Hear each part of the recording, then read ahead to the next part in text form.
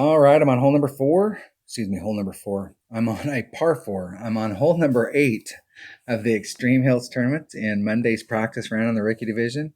And if you're watching my channel for the very first time and you've watched all the videos up to this point, I know you're thinking, what in the hell is this guy doing? And the whole deal is today's practice.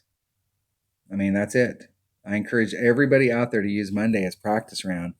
And that way you can dial it in and you can. Now, I will tell you that it wastes a round of balls. So sometimes, like especially low wind balls, I don't use low wind balls. I usually don't use low wind balls until the weekend round unless it's on a hole that has like an absolutely dead serious chance for hole in one. I usually don't use low wind balls until the weekend round. And I try and use Titans as much as I can up to the weekend round, and then sometimes I'll switch those out for Kingmakers. But I usually try and just practice on Monday and see what's possible. Now, there's 2 ways that we can go with this hole. If you bring a 5 power ball, you can, without any OP, try and get yourself in the trajectory so that you're coming through this, getting up into here so that you have a chip. Or you can just lay yourself up here in front and take it straight in. It's going to be a max wedge, and it's going to be at minus 10% to minus 15%, just depending.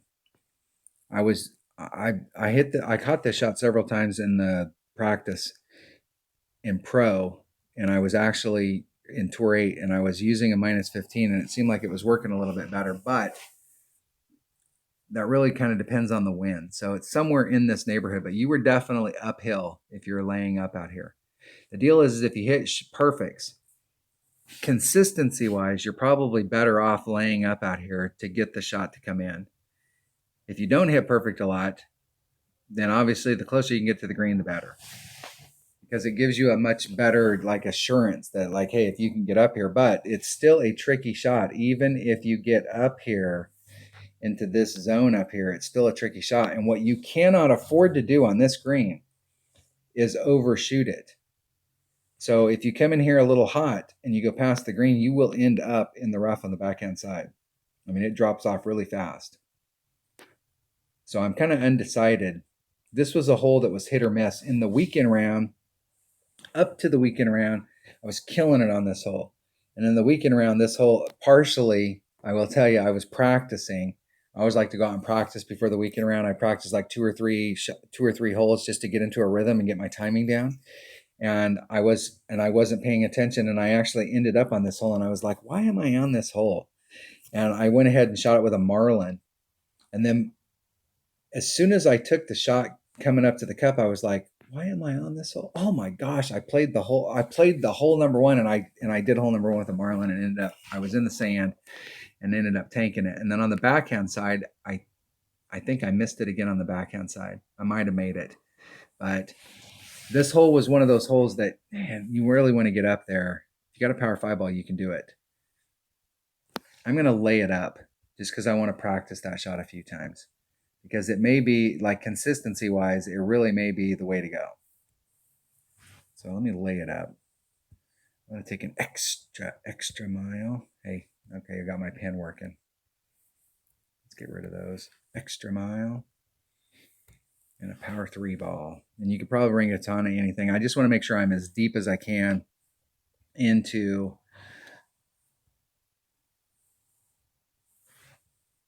my wedge. And my wedge hits. What does my wedge hit? I don't even have that number written down. I'm pretty sure it's 1.3 per ring. It is 1.3 per ring. 1.2, 1.25. Why do I not have that number written down? Let me write that number down. Rapier is 1.25. Is that right? 1.2, 1.25, 1.3, 1.25 at max. Since I'm using a calculator, I can plug in those odd numbers like that. And going up to the cup, I'm going to try the 15%. So I'm going to do 0.85 to the cup. times whatever the wind is divided by 1.25. We'll try it. We'll see what the deal is. We'll see how far off we are. We'll see if I can hit it perfect. I have not hit a single shot perfect into the cup all day. I've hit some drives perfect, but I haven't hit a single second shot perfect all day.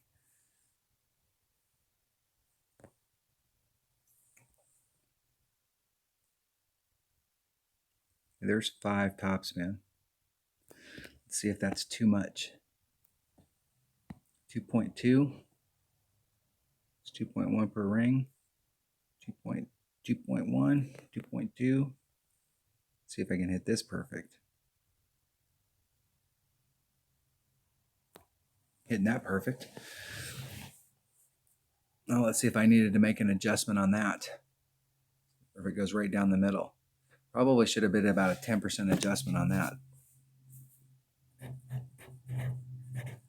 Because I was aiming right down through the middle and I ended up to the left-hand side and the wind's blowing to the left. So probably should have did maybe a 10-20% adjustment on that so that I could stay in the middle.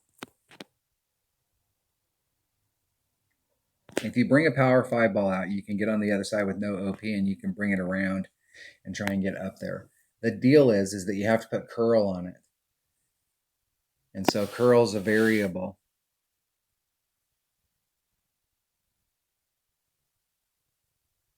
So if you over curl or under curl, it can make a big difference. Okay, so I'm going to do 0.85 times the wind divided by, let's see where I'm at in my club. I'm in my rapier, and I'm right at max rapier, so it's 4.2 equals divided by 1.25. It's 2.8 rings. Put just a little teeny bit of backspin on it.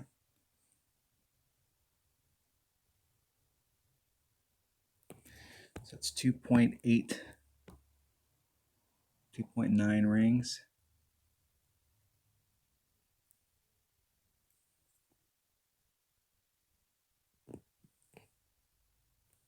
Now let's see if I can hit one today perfect.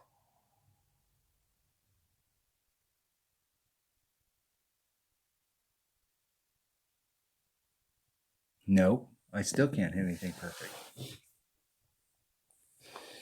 And that headwind killed that ball with that little bit of backspin on it. So the ball guide was definitely lying. It's going uphill, and that's why the ball guide's lying. So I'd want to get a little bit closer to it. And this is why you try so hard to get on the green, because you don't have to take that shot right there. If you can get over there, you're doing the chip in and you're in the spot where wind really isn't a factor. It's just a matter of hitting it perfect and you can get in the cup. And you don't really have to adjust for the wind. So it's one of those things where even if you hit it perfect, if you made a bad adjustment on the ball from where I was at, you could still end up missing the cup. Whereas if you're in the spot on the other side and you hit it perfect, you're probably going to be in the cup. That's why it's worth the effort of bringing out a Power 5 ball. And I'm definitely going for it. Anytime you can get, in my opinion, anytime that you can get on the green on a par 4, you've got to at least explore it. There are some times where that kills me, and there are some times where that's what wins me a tournament. And there's a lot of times where that's what was the deciding factor on why I didn't win, is because I didn't pick up some of those par 4s. So that's like that risk versus reward. You have to decide in your game. And I have teammates that can hit perfect every single time. And I know that they're watching my videos and they're going, dude, just do that. And it's like, if I hit perfect every single time, I probably would, number one, I'd be a better player. But I don't hit perfect all the time. So I have to do the risk versus reward based off of how I'm playing. And sometimes I get in the weekend rounds and I can't hit anything but perfect. But evidently today is not one of those days, because I've hit 8 shots so far into the cup and not one of them has been perfect. Not one. Not one single one. So maybe we can get it done on hole number 9. I'll see you there. Thanks for watching.